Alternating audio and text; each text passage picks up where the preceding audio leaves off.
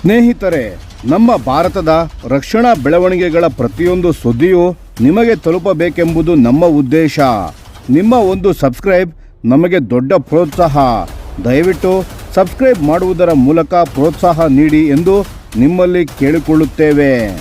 ನಮಸ್ಕಾರ ಗೆಳೆಯರೇ, ದೇಶ ಪ್ರೇಮಿಗಳೇ, ನಮ್ಮ ಕನ್ನಡ ಡಿಫೆನ್ಸ್ ನ್ಯೂಸ್ ಯೂಟ್ಯೂಬ್ ಚಾನಲ್ಗೆ ಸ್ವಾಗತ ನಿಮಗೆ.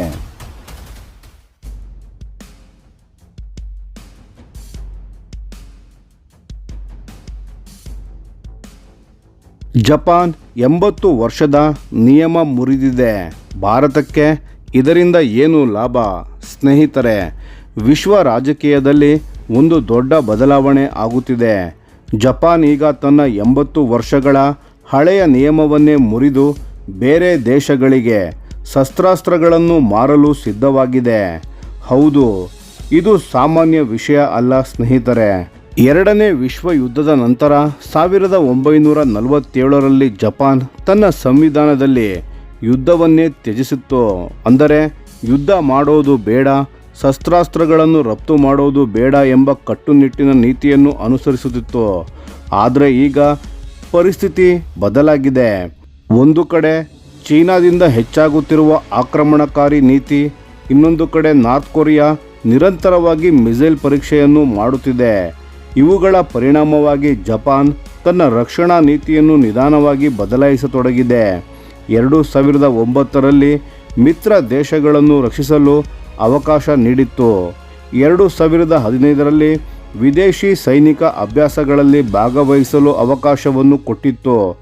2022ರಲ್ಲಿ ಲಾಂಗ್ ರೇಂಜ್ ಮಿಸೈಲ್ಗಳ ಖರೀದಿ ಮಾಡಿ ಕೌಂಟರ್ ಸ್ಟ್ರೈಕ್ ಕೇಪಬಿಲಿಟಿಯನ್ನು ಪಡೆದುಕೊಂಡಿತ್ತು. ಇದೀಗ 2024ರಲ್ಲಿ ಇನ್ನೊಂದು ದೊಡ್ಡ ಹೆಜ್ಜೆಯನ್ನು ಇಟ್ಟಿದೆ. ಅದುವೇ ಜಪಾನ್ ತನ್ನ ರಕ್ಷಣಾ ಖರ್ಚಿನ 1% ಮಿತಿಯನ್ನು ತೆಗೆದುಹಾಕಿ 2027ರ ಒಳಗೆ GDPಯ 2% ಹೆಚ್ಚಿಸಲು ತೀರ್ಮಾನಿಸಿದೆ. ಇಂದಿಗೆ ಅದರ ಡಿಫೆನ್ಸ್ ಬಜೆಟ್ ಸುಮಾರು $52 ಬಿಲಿಯನ್.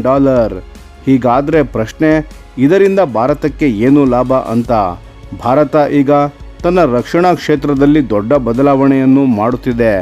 ಹಿಂದೆ ರಷ್ಯಾ ಮೇಲೆ ಅವಲಂಬಿತವಾಗಿದ್ದ ಭಾರತ ಈಗ United States of America, France ಮತ್ತು ಇಸ್ರೇಲ್ ಜೊತೆಗೂ ಸಹಕಾರವನ್ನು ಹೆಚ್ಚಿಸಿಕೊಂಡಿದೆ. ಇದರಿಂದ ಜಪಾನ್ಗೆ ಹೊಸ ಅವಕಾಶಗಳು ತೆರೆಯುತ್ತಿವೆ. ಇಂದಿನ ಯುದ್ಧದ ಸ್ವರೂಪವೇ ಬದಲಾಗಿದೆ ಸ್ನೇಹಿತರೆ. ಡ್ರೋನ್ಸ್, AI, ಎಲೆಕ್ಟ್ರಾನಿಕ್ ವಾರ್ಫೇರ್ ಇವೆಲ್ಲವೂ ಫ್ಯೂಚರ್ ವಾರ್ಫೇರ್. ಕಡಿಮೆ ಖರ್ಚಿನಲ್ಲಿ ವೇಗವಾಗಿ ಡೆಪ್ಲಾಯ್ ಮಾಡಬಹುದಾದ ಟೆಕ್ನಾಲಜಿಗಳು ಈಗ ಮುಖ್ಯವಾಗಿದೆ. ಇಲ್ಲಿ ಜಪಾನ್ ಬಹಳ ಸ್ಟ್ರಾಂಗ್. ಆದರೆ ಒಂದು ದೊಡ್ಡ ಸಮಸ್ಯೆ ಇದೆ ಸ್ನೇಹಿತರೆ. ಭಾರತ ಮತ್ತು ಜಪಾನ್ ನಡುವೆ ಸಹಕಾರ ಸ್ಲೋ ಆಗಿರುವುದಕ್ಕೆ ಕೆಲವು ಕಾರಣಗಳಿವೆ. ಮೊದಲನೆಯದು ಟೆಕ್ನಾಲಜಿ ಟ್ರಾನ್ಸ್ಫರ್. ಭಾರತಕ್ಕೆ ಲೋಕಲ್ ಮ್ಯಾನುಫ್ಯಾಕ್ಚರಿಂಗ್ ಬೇಕು, ಆದರೆ ಜಪಾನ್ ತನ್ನ ಟೆಕ್ನಾಲಜಿಯನ್ನು ಶೇರ್ ಮಾಡಲು ತುಂಬ ಯೋಚಿಸುತ್ತಿದೆ.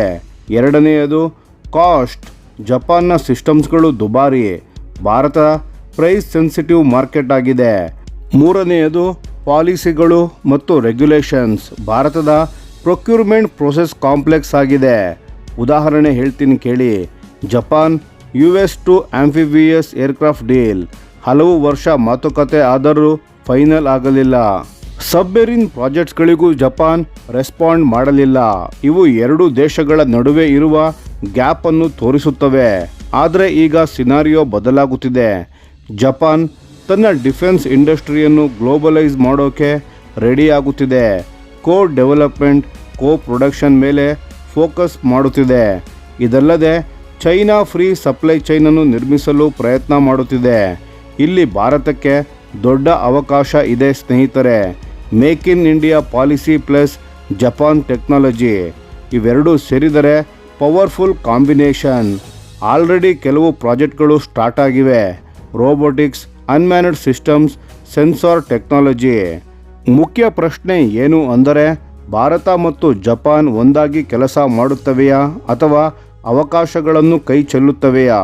ಯಾಕೆಂದರೆ ಚೀನಾ ವೇಗವಾಗಿ ಮುಂದೆ ಸಾಗುತ್ತಿದೆ, ಟೈಮ್ ಬಹಳ ಕಡಿಮೆ ಇದೆ. ಜಪಾನ್ನ ಈ ನಿರ್ಧಾರ ವಿಶ್ವದ ಪವರ್ ಬ್ಯಾಲೆನ್ಸನ್ನೇ ಬದಲಾಯಿಸಬಹುದು ಮತ್ತು ಭಾರತಕ್ಕೆ ಇದು ಒಂದು ಗೋಲ್ಡನ್ ಆಪರ್ಚುನಿಟಿ.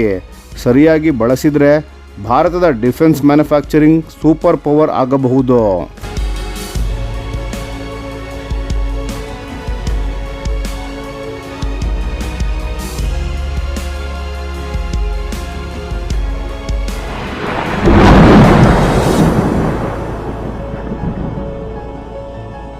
ಈ ವಿಡಿಯೋ ನಿಮಗೆ ಇಷ್ಟವಾಗಿದ್ದರೆ ಲೈಕ್ ಮಾಡಿ ಮತ್ತು ನಮ್ಮ ಚಾನೆಲನ್ನು ಸಬ್ಸ್ಕ್ರೈಬ್ ಮಾಡಿ ಹಾಗೂ ಬೆಲ್ ಐಕಾನ್ ಒತ್ತಿ.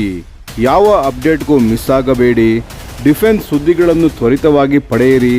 ನಿಮ್ಮ ಬೆಂಬಲವೇ ನಮ್ಮ ಶಕ್ತಿ. ಭಾರತ ಬಲಿಷ್ಠವಾಗಲಿ ಎಂದು ಆಶಿಸುತ್ತಾ ಭಾರತ ಮಾತೆಗೆ ಜೈ. ಧನ್ಯವಾದಗಳು.